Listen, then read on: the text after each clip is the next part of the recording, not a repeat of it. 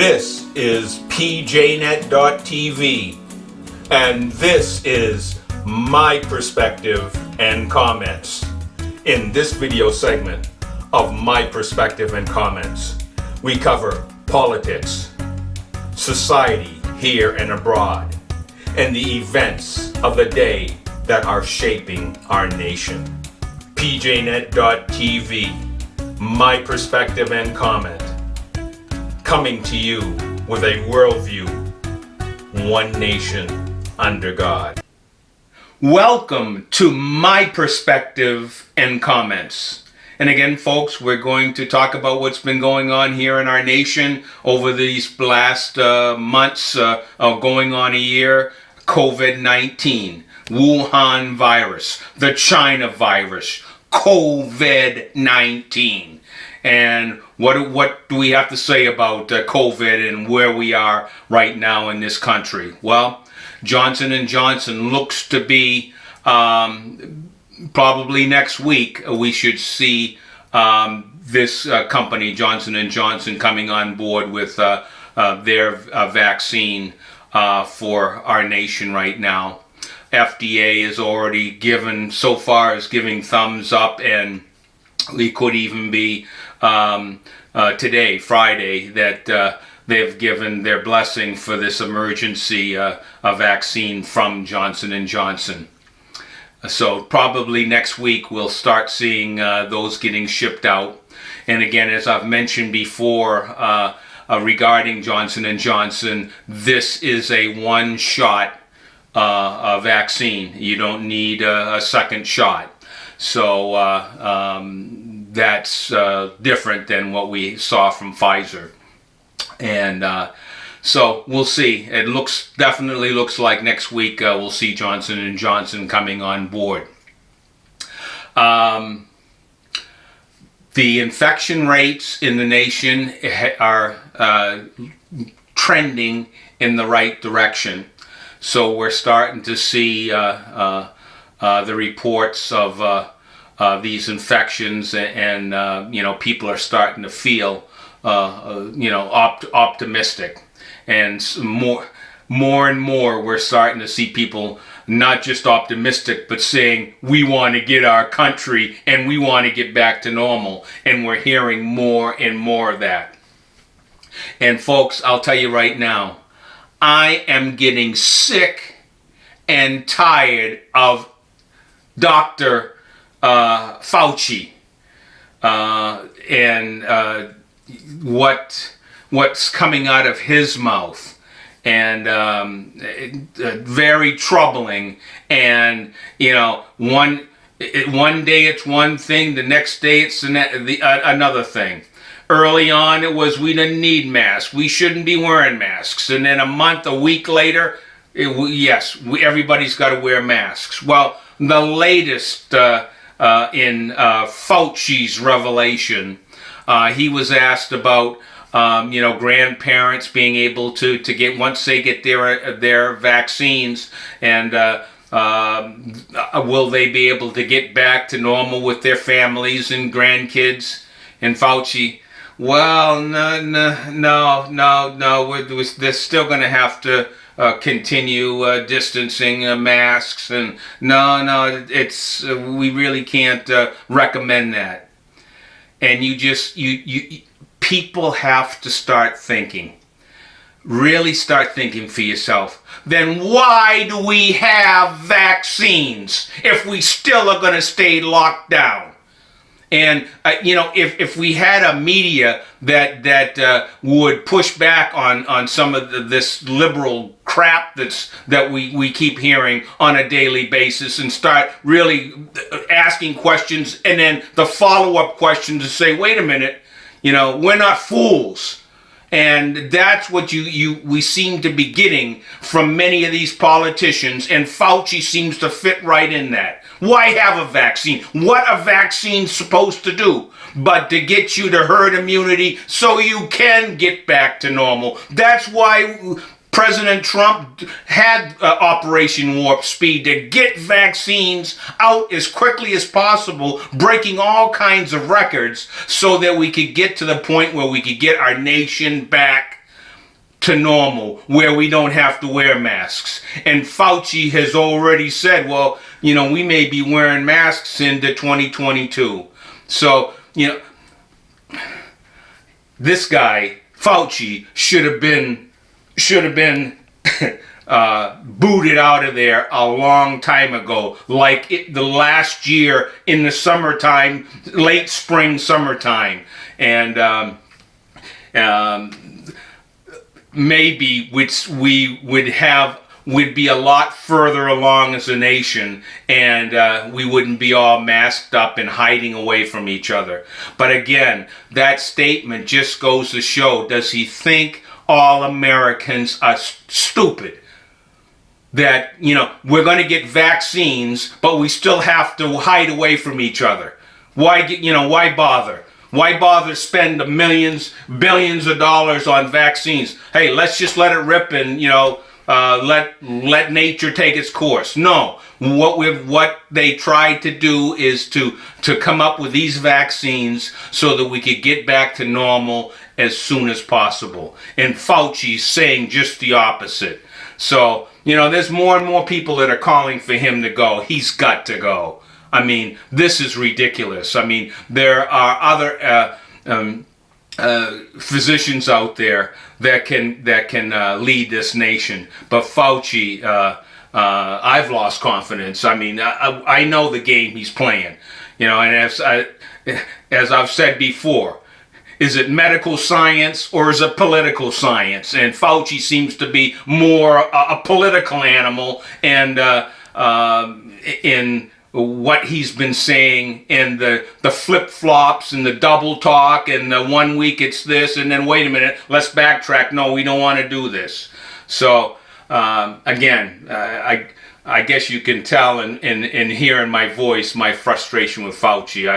I'm done with it, anything he has to say at this point.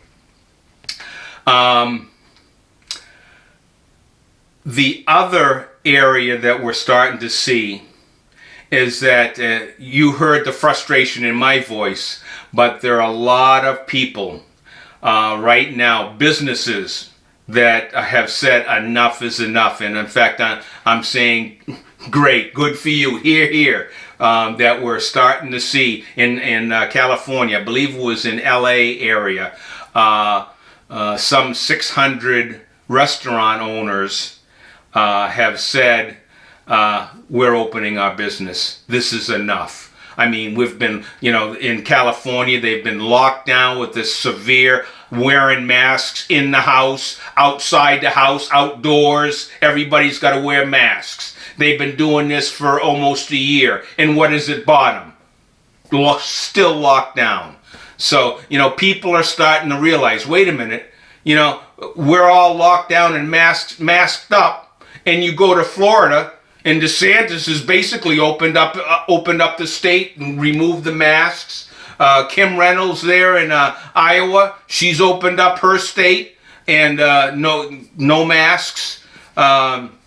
So we're starting to see more and more people are saying no, enough is enough. And talking about California, also not only restaurant owners, but this, I think it was Monday and this Friday, LA County, the parents have said, we're taking a Zoom blackout, where they're done with the schools. They're done with these teachers and teachers unions saying, no, that remote only, no in school, in-person teaching, can't do it, nope, can't do it.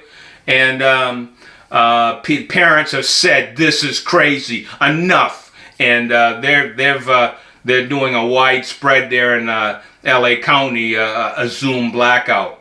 But if you have heard what these teachers unions in California, I mean, it wasn't about, well, I just need, all we need is a vaccine. No, but they were talking about, well, they needed to have Bernie Sanders style legislation, Black Lives Matter needed to be promoted, and every left wing supply or left-wing thought needed to be brought into before they would go back to the classroom. Nothing to do with the vaccines or in that nature, to make sure that the safety aspect of going back to the classroom. It was all about this left-wing agenda that they wanted to see, and they wanted to strong arm, well, we're not going to open up, we're not coming back to class unless we have Black Lives Rights, and we're teaching that stuff, and Green New Deal and all that. Nothing to do with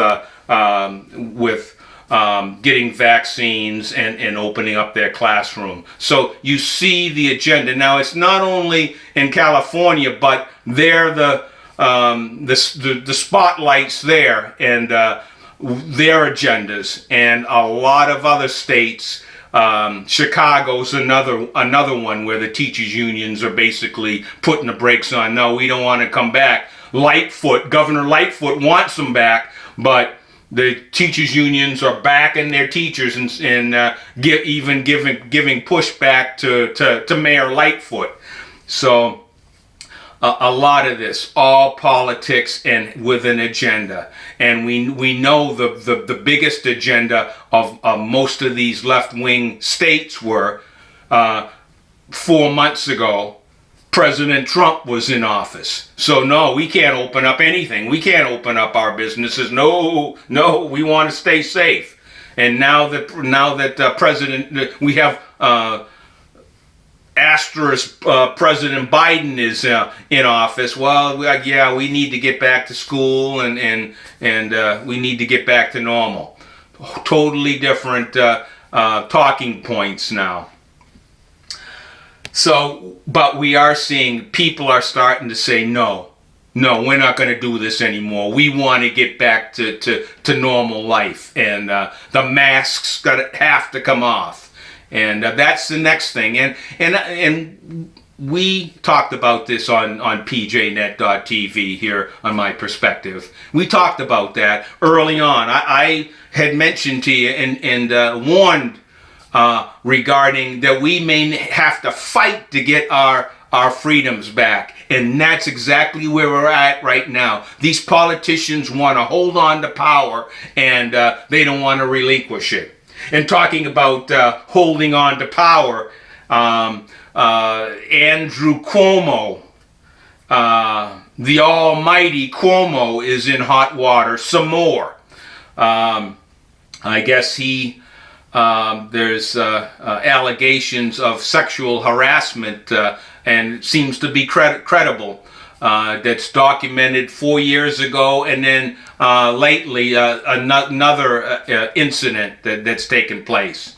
And you can tell that the pressure that I guess some of these Democrats are sensing blood in the water, because you've got de Blasio up there 2 weeks ago talking about, well, we need to have an investigation on the nursing home deaths. We need to get that investigated. And now he's jumped on to this woman that has alleged sexual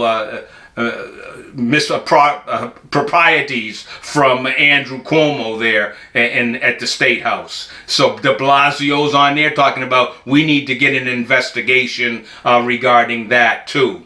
So more and more pressure coming against Andrew Cuomo. And I think right now they've been talking, and there's some whisperings about the Attorney General there in New York, Letitia James, that she might be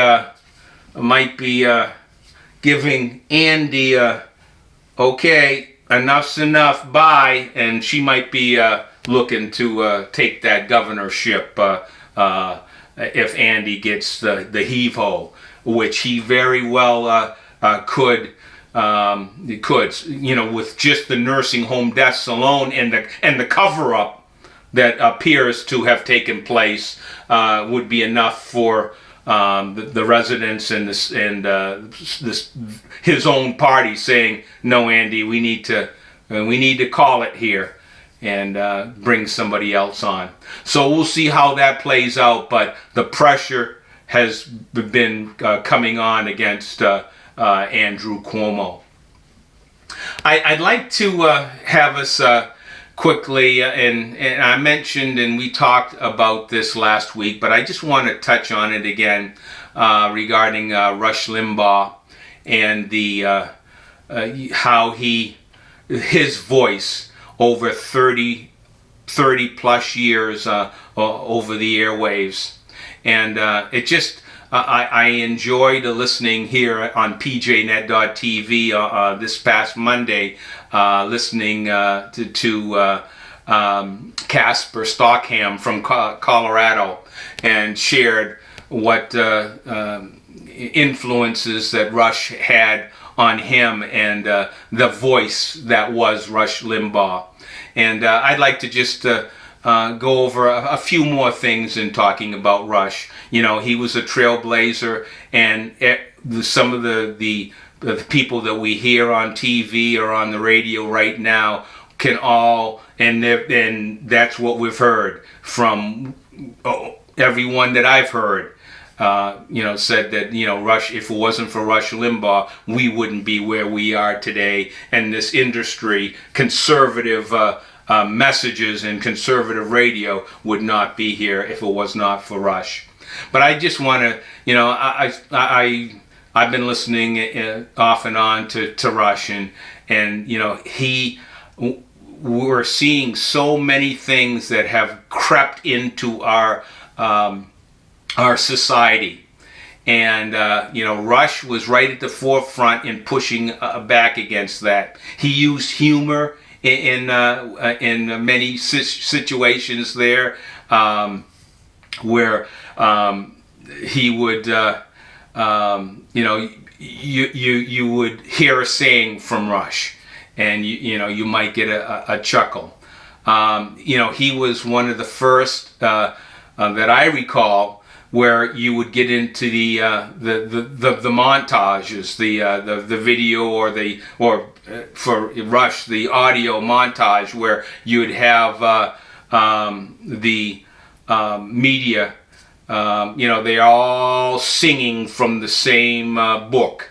When it comes to bringing the news, it's all the same exact talking points, the same messages, and Rush would just string that together, 8, 10, 15 news anchors all saying the same thing, and it really hit home, this media. And a coined phrase that you heard on the EIB was the drive-bys. And what did that mean? Drive-by media. They'd come in 24/7 coverage of something, stirring up people, slanting it the way that they want to bring the news, and then once it dies down, they're off to the next tragedy, and just like a drive-by, shoot them up and then go somewhere else and cause more havoc. And that's what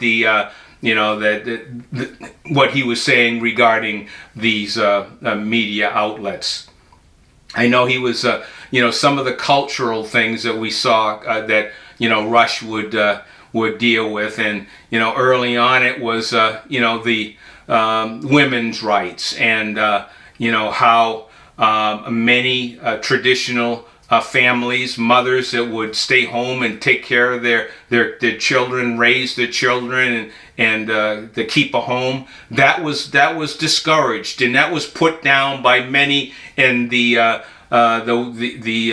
women's live movement. That that was frowned on. You shouldn't be doing that, and many of the women were demonized because they were staying home and being a homemaker.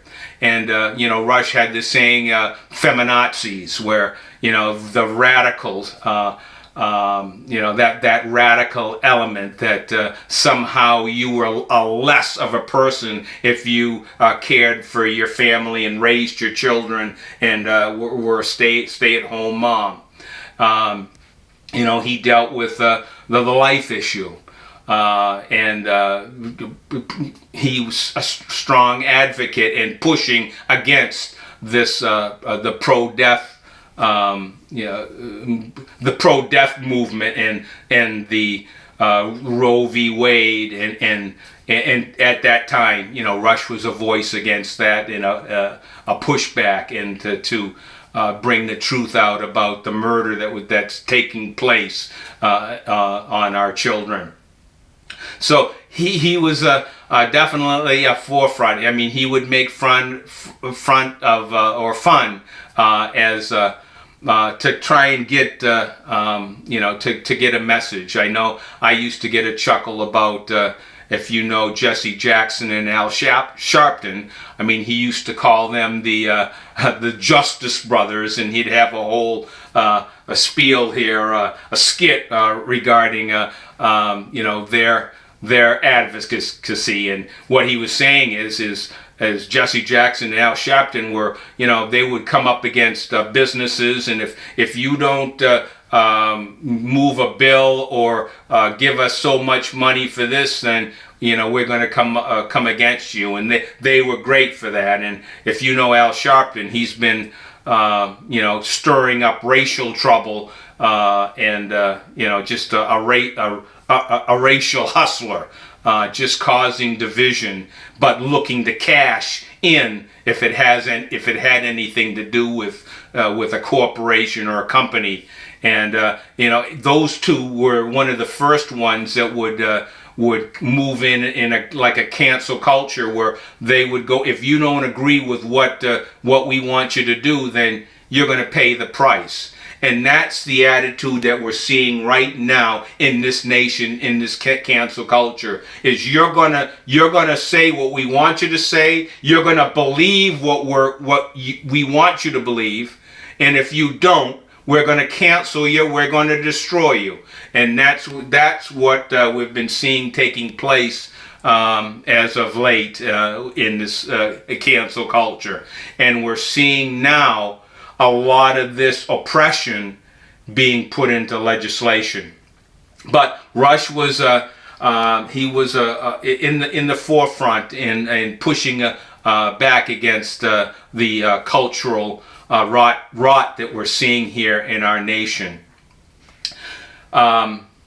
Also, this week on Monday, they had a special with Catherine Limbaugh came on and was taking questions from the supporters and that listened to Rush for all these 30 plus years.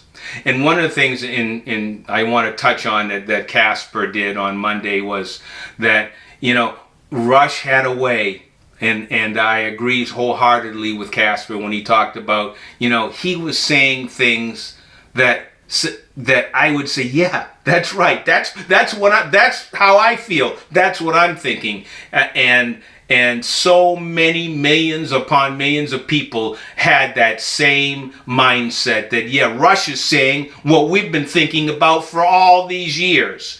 And that's hence the word ditto.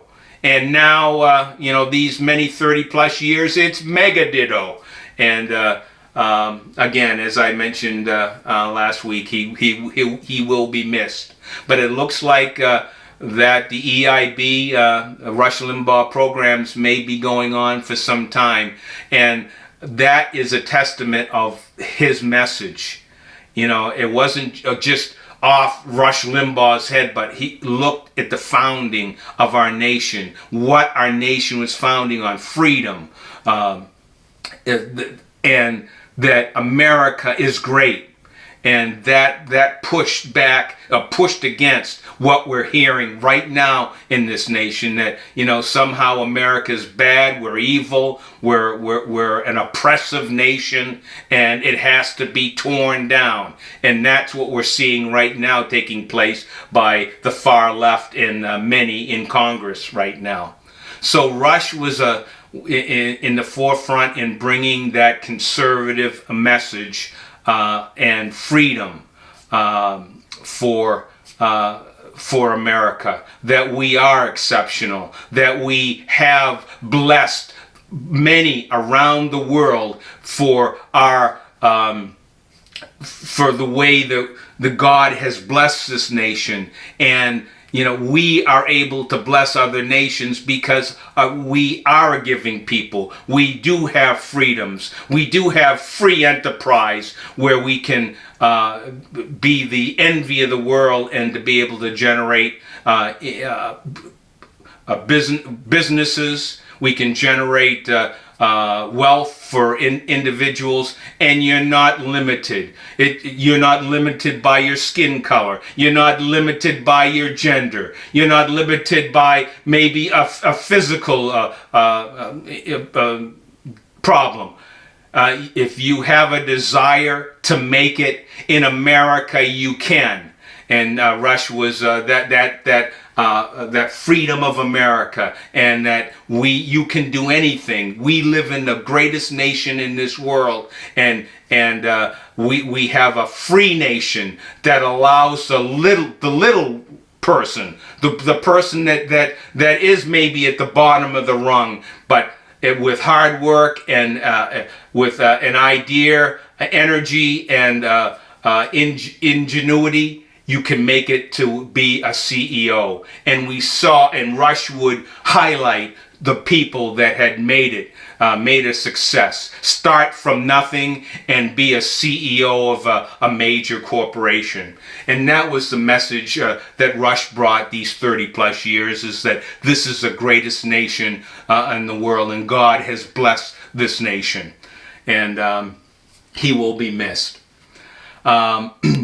The other thing too, just again touching with Rush also mentioned and President Trump, and some of the similarities that Rush saw with President Trump.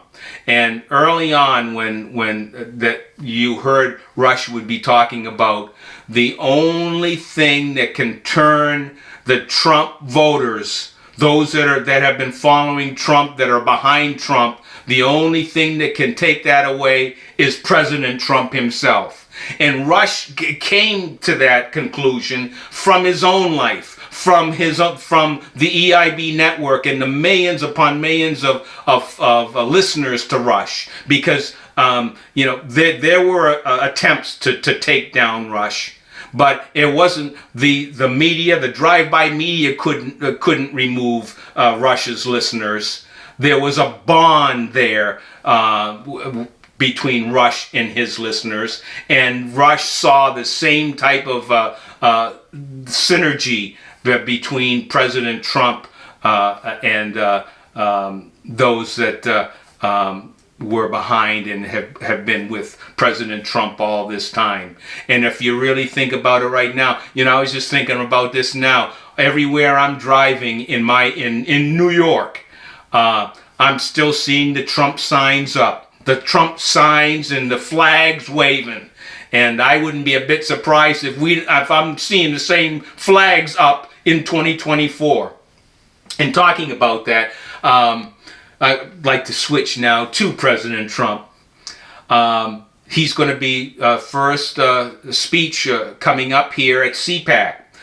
Friday, they open up CPAC, and President Trump will be, I guess, closing. He will be the closing act on Sunday. So it'll be interesting to see what President Trump has to say. Get ready, folks. Get ready. It should be interesting to hear what President Trump has to say, because he's been relatively quiet. So I'm thinking that he might have to bust out, and we might be hearing some good things on what will be happening over the next several months to a year.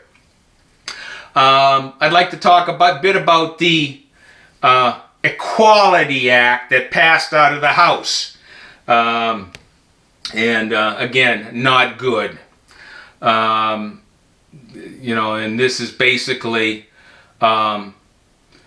throwing out, if men or boys want to go into the ladies' room, go right ahead. If boys want to compete and win in sports events, nothing to bar.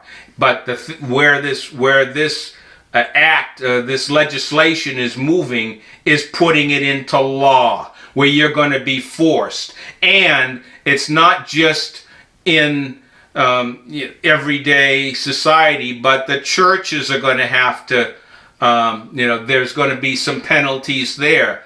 And you've heard about big tech silencing people. Well, here's an attempt, a roundabout attempt to say, no more out of the pulpit. We don't want to hear anything that would be discouraging and dealing with some of these transgender or these 40 or 50 genders out there, and that a man really isn't really a man, doesn't have to be, a woman doesn't have, there's no, it's fluid. And when you get legislation that is going into the pulpit and saying what they can say, guess what? We are at a point to say no. And that's where, and we've been seeing this. It's been edging and inching forward for an outright confrontation where, are you going to say now, okay, governor, legislature, okay, what can we say about